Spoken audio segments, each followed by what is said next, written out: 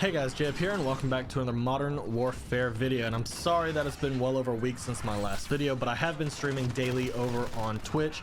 Link is down in the description in case you want to see my Modern Warfare streams. I had to move on over there because of decisions YouTube's been making, especially when it regards to streaming and the impact it has on your channel. So if you would like to see that, link is down in the description. But we're going to be talking about, once again, like we did last video, which is skill-based matchmaking. And today we're not just going to be talking about feelings. Drift0r and XclusiveAce actually posted their videos yesterday on their study of what they did. So essentially they went in and they had different skilled leveled accounts, whether it be very low skilled, average, and high skilled accounts that they jumped on, got into matches, pulled the gamer tags, and then looked them up on the COD companion app, and then tried to pull the stats to try to make sense of how this system works. And whereas I don't think this is enough data, and there's a lot more things in my head that I would love to see added to this pool, this is a way of doing some basic testing to see if skill-based matchmaking exists and possibly try to see how it functions. Now, what it comes out to be is skill-based matchmaking does exist in Modern Warfare. They claim that it does not override connection, but from my experience, and I know I don't have any data to back this up, that is quite honestly BS, especially since they refine the match every single time for you to go into, and there is no lobby intermission. You're constantly finding new players to go up against, and with the amount of times I've been insta-killed where I'm getting shot around the corners where people aren't there, I'm gonna go ahead and have to say that I honestly believe that skill-based matchmaking does override connection. They went on to say that it looks like it gauges you from game to game and tries to adjust as you are playing. And I can see this in action. They claim 5 games back, I think they did their study for, but during my streams, while I'm even playing with people, I can get to the point where I'm predicting when the next match is either going to be sweatier or if it's going to be a little bit more casual as we do well. And for some reason it feels like the stats coming off Ground War does impact it. I don't think skill-based matchmaking is in Ground War, period, just because there's so many players in there. The algorithm would just go nuts. I think that's probably just pure throw everyone in a bucket and enjoy them. But I do feel like if you do well in those matches, when you come back to normal game modes, I think that is impacting you, because I played a couple Ground War matches and I was like playing like a complete and utter tool, camping, and I would drop, you know, 30 and 5 and 50 and 10, those kind of gameplays. And the first game I go back into 6v6 is the sweatiest games I have ever seen in a Call of Duty in the past 3 or 4 years. It was beyond nuts. Everybody sliding, jumping, drop shotting around corners, bouncing off all these things just to try to get one kill, and it was worse than Black Ops 2 League play at its top point. It was beyond sweaty to the point where I just back out. So I believe those stats do impact you, but I do think skill-based matchmaking does override connection. I don't have any proof, that's just from the way I've played it, but it honestly comes down to this, and it seems like this still is an argument, because I saw in my last video we have some comments where I'm arguing that skill-based matchmaking should not exist in public lobbies, period. But then I go and see comments that are like, oh, you just want to verse bots, you just want to go up against those no-thumb Timmies, and the logic is that makes absolutely no damn sense. And if that's your logic, quite frankly, you're an idiot. Let's take a hypothetical. Let's say 10% of the Call of Duty community are pub stompers. Let's say 50% of the Call of Duty community are casual average players or slightly above average players, and the remainder of that population are very bad players. If we get rid of skill-based matchmaking and it is purely based off connection, you will have a 10% chance of going up against pub stompers in your lobby, you will have a 50% chance of going up against average and casual, and then you will have a 40% chance of going up against no-thumb Timmies.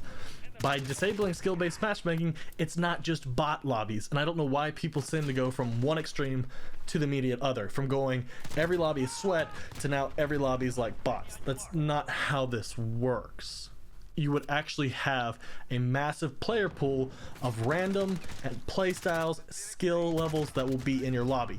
It's not just from MLG to bots. That's not how that works, and I've been seeing a lot of comments on my last videos trying to claim that that's what we want. It's not how that works, okay? And in my opinion, when it comes down to public match lobbies, there should be only one variable, no other variables. I don't want to care. I don't want to hear any reasons. I don't want to hear any excuses. I don't want to hear of any other variables that manipulate the way the matchmaking works. There should only be one. and that is connection. I want to not be insta-killed in game. I don't want to be killed by people who are not in my sight line, who are still around the corner. I don't want to be shot after I've gotten behind cover and the bullet trail is behind me and I can see in the kill cam how the guy was actually not able to see me, but he still was able to kill me when he wasn't even shooting at me. I don't want to see that in my lobbies. So there should only be one variable, and that's connection. And I don't want to hear of any other excuses, because we see people battling back and forth about we need to have bad player protections, we need to have small player pools. And I think in my previous video I mentioned that what we could do is create a 0.4 KDR and lower player pool, and then start disabling stuff so that the new players can come in and are able to learn the game and not be screwed over. But that's not how that works, because that's a variable in the standard matchmaking that is going to screw people over. And once again, the only variable that should exist is connection. What you instead need to do, and what previous Call of Duties have done, is introduce game modes where bad players can go to feel like they're being rewarded, so that they can feel like they're achieving things that they would not be able to get in normal matches. And you know what? Modern Warfare 3, the best selling Call of Duty of all time, Drop Zone, Infected, it introduced both of those things. They were extremely popular during the time frame. Those were havens where bad players or new players could go to if they wanted to, say, test the streaks, if they wanted to just enjoy some fun, even drop a Moab. You didn't have to be good and Infected in MW3 to get a Moab. You just had to get a buddy or two, find a corner, and just spray. And a lot of people were actually getting Moabs and having fun. Otherwise, you're going to have people boosting trying to get the Moabs, the nukes, the game-ending streaks, because there's no other way for them to do so. Infected filled that void. So we need to stop messing with matchmaking, period. Unless it is a ranked game mode, league play coming back, whatever it is. Put skill-based matchmaking in that, and then jack it up to 11 out of 10. Just make it go nuts. So where if you want to verse your skill level or difficult, you can go there. But for the large player pool, it should not now nor ever have any other variables other than connection. And this is something we're just constantly seeing going back and forth. We've been having this argument, I want to say, since Black Ops 2, but definitely starting in Advanced Warfare, when a large majority of the community started agreeing that skill-based matchmaking existed. And then the whole argument of prove it, oh no, you gotta disprove it, and then it keeps going back and forth. But in the reality, it still comes down to the only variable should in fact be connection. I want to know what you think down in the comment section below, because like I said on the previous video, I was seeing comments of people saying, if all you want is to go up against bots, just go in a private match, or all you desire is to pub stomp, or I'm this amazing player who wants to verse people of my skill. Well, cool. If we had a ranked mode, which we don't have, and we haven't had a proper ranked mode or one that's been introduced, you could go there to verse people of your skill. Like I mentioned before, I don't want to have to go into public matches and try to grind out levels and unlock stuff. Do I want to try to go for a nuke every so often? Yeah, I would enjoy doing that. Do I want to go for camos, mindlessly listening to music and not half-assedly paying attention to the game? Yeah, I would love to do that. And guess what? Doing it in Modern Warfare takes a massive amount of time. Double, if not triple, most of the previous games, because not only do you have to unlock the weapon max level, then you can go and get the rest of the camos, and there's a metric ton of them. But do I want to do that in skill-based matchmaking where everyone's sweating their butts off? No, I don't want to do that.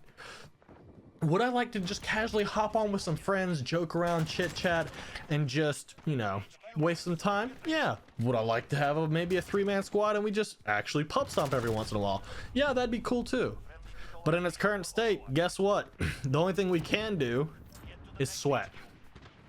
Get on, focus, pay attention to nothing other, and focus 100% on the game. Because if we do well, those matches are going to get more difficult, as stated by XclusiveAce and Drift. They're going to keep getting more difficult, and if you play worse, they'll ease up. So after watching their videos, what it comes to me is that you got to break this system. Now, I've experienced having a person with lower stats who's not a high skilled player hosting the lobby. The lobbies feel a bit easier and more normal.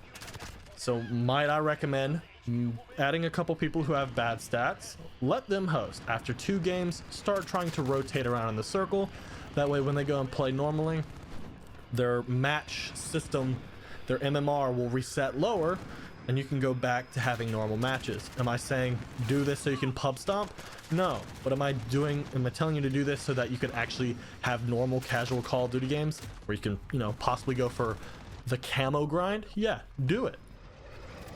In Advanced Warfare, I hated on everybody for getting reverse boosted accounts. I just laid into them. I tried to act like I was better than them. But at this point, after so many years of them messing with matchmaking, I'm, once again, like I said in my previous video, do whatever it takes for you to have fun. They're forcing the system onto you. Try and break it however you can so that you can have fun. Otherwise, most people will leave this game. Call of Duty has always been, and will always be, hopefully, meant to be a casual, fun game. Not a come home from work and start your MLG practice. That's not how COD's been. COD's always been a fast-paced, arcade, casual shooter. Because if we wanted to have a competitive first-person shooter, Rainbow Six and Counter-Strike already exist, and we can go there. Call of Duty's meant to be casual. So, I said the only variable that should exist is connection. Let me know where you think down in the comment section below. Hit that subscribe button if you're new. Drop a like if you agree. And I'll see y'all tomorrow.